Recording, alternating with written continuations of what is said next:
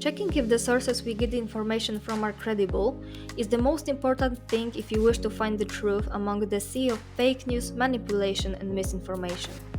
In this video, you will get to know one of the tools that professional fact-checkers use while browsing the internet. It is called lateral reading. But now, let's answer the question, why should I care for credibility of a source at all?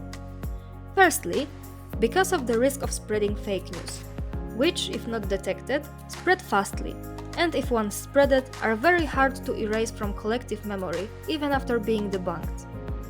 Secondly, because of the risk of being manipulated. Sometimes manipulating the facts is very hard to detect, even for professionals. And lastly, because we should be able to recognize the role of framing and be able to get the whole picture.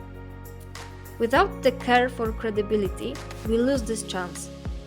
Framing means using different ways of portraying certain issues that can affect the interpreter's understanding of the issue.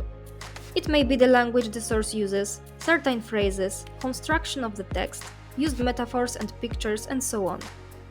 Without caring for credibility, we miss out on the chance to detect this context in which the information are presented to us.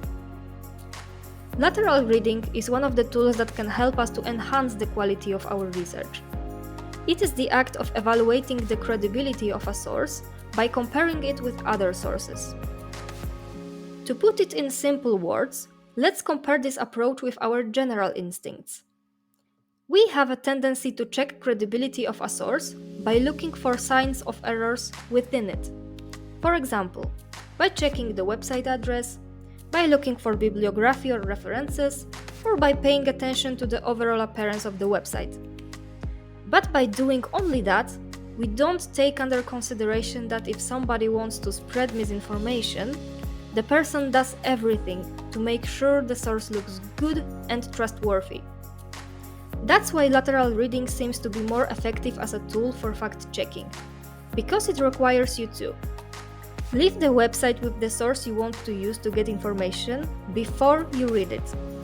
Then, open another tabs and check what other sources can tell you about your source. Then, analyze and compare different information about your source. And what should we look for in those another tabs?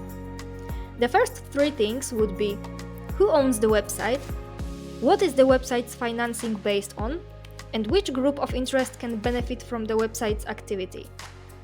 These things can help you to put the information you get from there in a specific context that will make you careful about possible biases and framing, and decide if the source is worth using for getting information. Furthermore, we can check a specific author of certain article. What can be the author's personal biases? Who does the author work for on a daily basis? Or is the author of the article competent or trustworthy?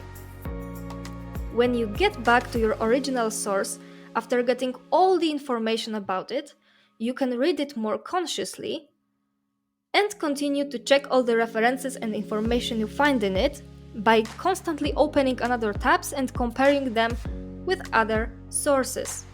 Lateral reading doesn't end with checking general information about the website and the author, but also requires you to read other articles on another websites alongside the original one. It allows you to detect differences between the way sources present information and look for potential errors, manipulation, and framing. To sum up, let yourself get used to multiple tabs opened in your browser. They are your partners in being more conscious consumer of information. Good luck on your journey with lateral reading.